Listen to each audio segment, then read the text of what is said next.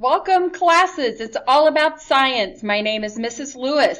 This is my 4th year teaching at the high school and my 7th year teaching altogether. Prior to going to college and earning my education degree, I worked in the sales and marketing field for 20 years. I am married to Charlie. He's a contractor and owns Lewis Builders. We have 4 children. Alex is graduating this year from Missouri S&T with a degree in metallurgical engineering. Devin is graduating from CMU with a degree in psychology. Emma is a senior this year. She just completed her EMT training and will become a paramedic. And Sarah Beth is in 8th grade. I was born and raised in Central Illinois. My graduating class was over 400 students. Wrap your mind around that. I'm thankful my children have had numerous opportunities in specialized education. They are not a number at West County. I personally struggled in school, got lost in the shuffle, and for many years had an undiagnosed learning disability. Please know that your learning environment is extremely important to me. It is my mission to instill a love for learning in all of my students and to cultivate a passion for scientific reasoning in all aspects of your life. Let me know if you have any questions or concerns. It's important for us to keep our communication lines open, and I would love to talk to you whenever you feel the need. I'm available by phone. Email is the fastest way to get a hold of me. Without communication, we cannot produce the best learning potential for you. If you have any questions, feel free to always ask me, and I look forward to a great year together. The biggest question I get every year is, what am I going to learn this year? And my suggestion to you is to utilize my website,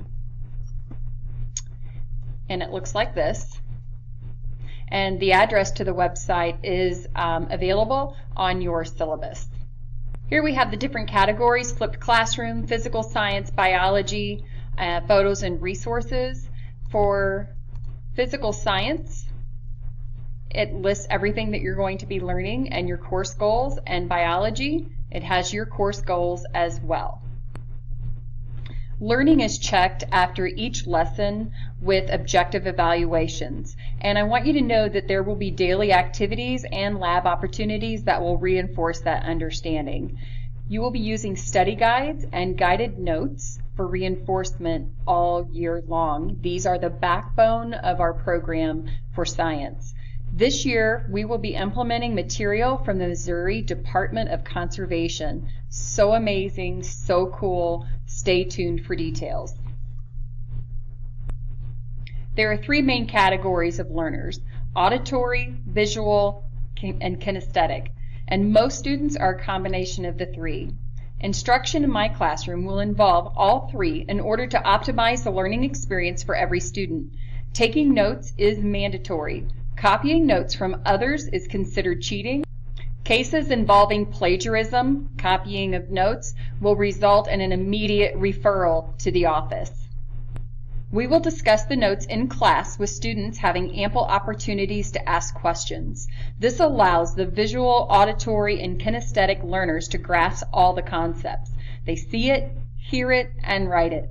Lab practices are of the utmost importance for every student, especially those that learn by doing. This is a major part of the learning experience and will be treated as such.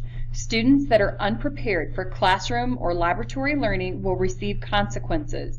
Without students putting forth the effort to read over notes nightly, pre-read, and in some cases write out the labs beforehand, spend time doing work and studying for tests, the teaching strategies used in the classroom are useless. It is up to the student to apply themselves and work hard to become successful in the classroom. So the biggest question I get, why flipped learning? Well, take a look at this picture. This is great. Doesn't that teacher look happy? She must have told a joke because the kids look happy too. Normally, that's not what I saw in a classroom as a student, and it's certainly not what I saw as a teacher. The teacher's up front and she's discussing and she's fussing, but most of the time students are not engaged and they're sitting there and they are bored. Bored, and they're not learning anything. She has become Charlie Brown's teacher. Wah, wah, wah, wah. That's all you hear when we talk. So instead, we're going to flip it. We flip our thinking from teacher-centered learning to student-centered learning.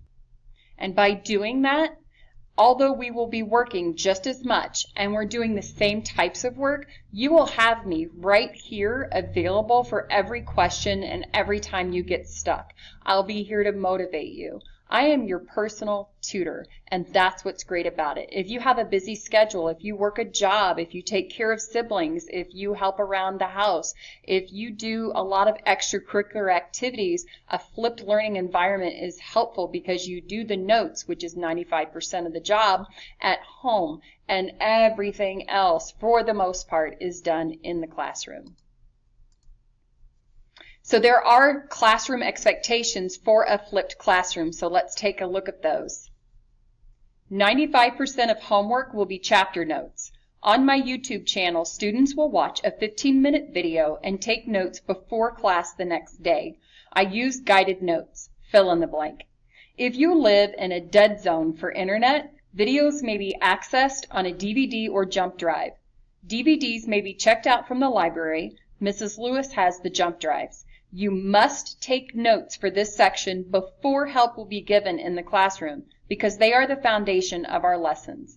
During class time, students will work on traditional homework, study guides, chapter questions, labs, etc.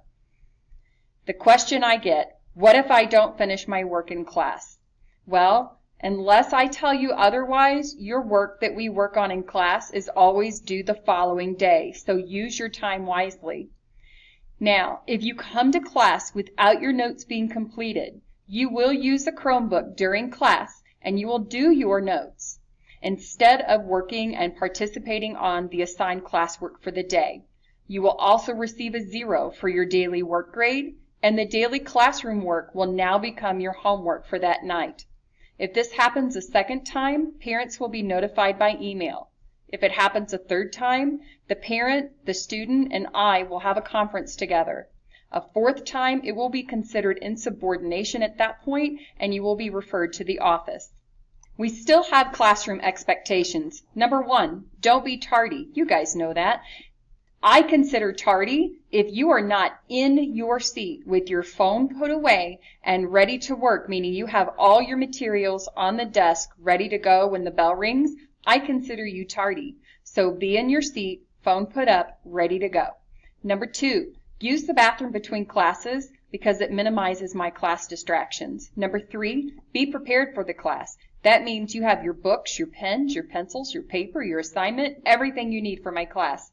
Number 4, once that bell rings, class has begun. That means there's no talking.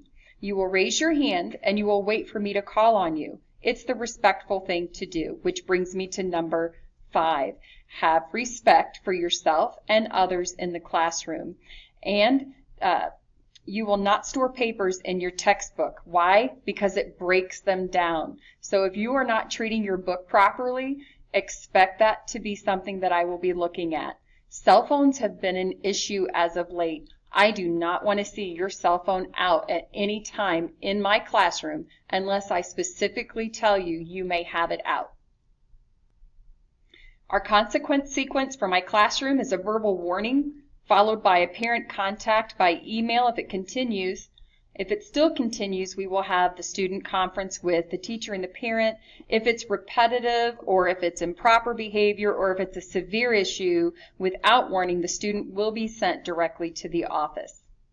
Supplies and materials needed for my classroom, you must have a folder. This is where you're going to keep all of your classwork, including the rubric that you are received and I'm going through with you now on this video. This is optional, a 2 to 3 inch binder to keep all of your notes and study guides in, and personally, I would keep it at home to store those papers, but that is totally up to you. A regular notebook for paper, there's times you will need it. Every person in my class must have these 4 things, a folder, a pencil, a highlighter, and a pen. Homework policy and grading scale, I follow the district guidelines and rules, so please refer to your handbook. So this is a big one, and it's not usually an issue for our sophomores, especially juniors and seniors, but freshmen struggle with this one, so I want to make sure that we go over this in detail. Unexcused late work. Work is a daily necessity in order to ensure success in the classroom. It is required by all students, Answers to assignments are typically given in class. Because of this, unexcused late work will not be accepted. To make up the 0, students have the option to attend ASAP from 3 to 5 o'clock in the afternoon and work on an alternative assignment. You will earn up to 80% credit for that 0. Students may attend as many days needed to complete the assignment in that 7 days. On the 8th day, the 0 will be permanent. Students are responsible for scheduling their time with the available ASAP teacher. All work stays with the ASAP teacher. If you take the work out of your ASAP teacher's room, the work will be considered invalid, it will not be accepted, and your 0 will be permanent. So you're going to go to the ASAP teacher, she's going to give you your work, you hand it back to her, even if you're not done. It never leaves her classroom.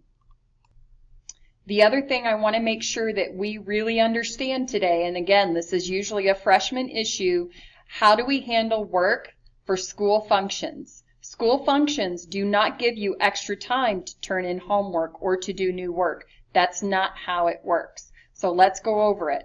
You know when you will be absent long before your classroom teachers are even aware of it. Therefore, it is your responsibility to find out before you will miss my class what we will be doing that day and what is due. Work due the day of the absence will be turned in prior to you leaving for the function. You should not get extra time to do the same homework that everybody else is getting. When we are doing new work during the day you are absent, you will be expected upon return to class to turn that in. There's a couple of situational examples. Number 1, the student will be in the building and leave before the start of the day or at some point in the day, and there's an assignment due today. What's the answer to that situation? The student will turn in the completed work under the class door or hand it to the teacher. Situation number 2. We will be doing classroom work or lab or some other activity on the day the student will be on their trip. What's the answer to that situation? The answer is the student will get the work or the alternative assignment at least 1 day prior to their absence, and they will turn it in completed when the student returns to school.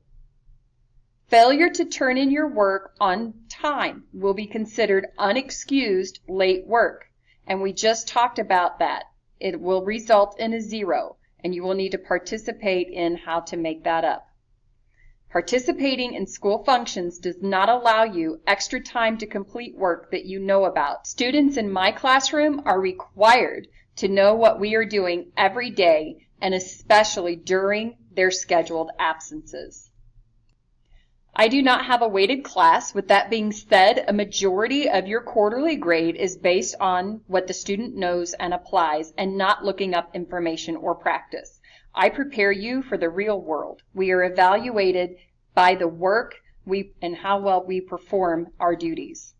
Tests, most of the quarter grade will be based on your test scores. They are curved up, except for midterms, finals, and EOCs. Pop quizzes, you will get 1 to 3 of those a week. Most of them are open note. Some are without notes to see what you retained from watching the video. Projects and science fair count for a major part of your first semester grade, and they are required. Labs, some are graded and some are not. Labs are viewed as practice. Workday. Workday is where you receive daily points for coming to class and following expectations.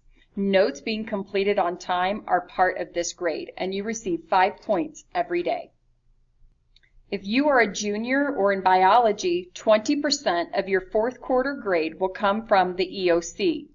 There have been a few years the state did not have the test scores back to us on time. I advise all students every year to prepare and complete the test on the expectation the state will have it done. This concludes part 1 of the 2 videos we'll watch to cover your syllabus.